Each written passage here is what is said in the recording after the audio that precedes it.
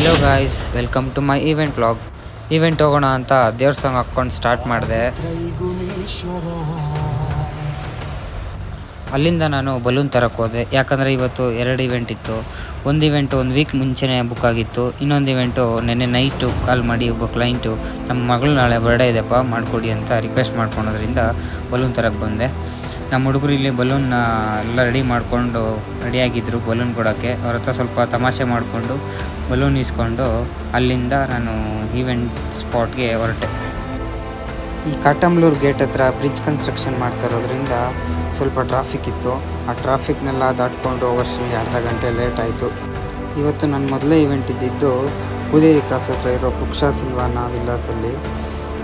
ಇವತ್ತು ನಾನು ಹೇಳಿದಾಗೆ 2 ಇವೆಂಟ್ ಕ್ಲೈಂಟ್ ರಿಕ್ವೆಸ್ಟ್ ಒಂದೇ. ನನ್ನ ಮಕ್ಕಳು ಸ್ಕೂಲಿಂದ ಬರೋಷ್ಟರಲ್ಲಿ ಅವ್ರಿಗೆ ಸರ್ಪ್ರೈಸ್ ಕೊಡಬೇಕು ಅಂತ. ಟೈಮ್ ತುಂಬ ಕಡಿಮೆ ಇರೋದ್ರಿಂದ ಲೊಕೇಶನ್ ಬೇಗ ರೀಚ್ ಆಯಿತು.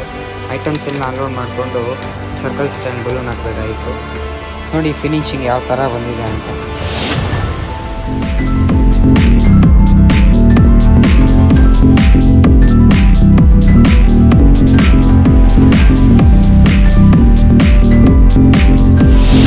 ಅಲ್ಲಿಂದ ಮುಗಿಸ್ಕೊಂಡು ನಾನು ಹೊರಟಿದ್ದು ಕಾಟಂಬ್ಲೂರು ಗೇಟಲ್ಲಿರೋ SBI ಭವಾನಿಕ ಅಪಾರ್ಟ್ಮೆಂಟ್ಗೆ. ಕಾರು A ಬ್ಲಾಕ್ ಲಿಫ್ಟ್ ತನಕ ಹೋಗದೇ ಇರೋ ಕಾರಣ ಐಟಮ್ನೆಲ್ಲ ನಾನೇ ಸಾಗಿಸ್ಕೊಂಡೆ. ಐಟಮ್ನೆಲ್ಲ ಲಿಫ್ಟಲ್ಲಿ ಹಾಕ್ಕೊಂಡು 9th ಫ್ಲೋರ್ಗೆ ಹೊರಟೆ. ಇದೇ ನೋಡಿ ನಮ್ಮ ಕ್ಲೈಂಟ್ ಫ್ಲ್ಯಾಟ್. ಟೈಮ್ ತುಂಬ ಕಡಿಮೆ ಇರೋದ್ರಿಂದ ಬೇಗ ಬಲೂನ್ ಮಾಡಿಕೊಂಡು ಸ್ಟ್ಯಾಂಡ್ಸ್ ಹಾಕ್ಕೊಂಡು ಈ ಥರ ಫಿನಿಶಿಂಗ್ ಕೊಟ್ಟೆ.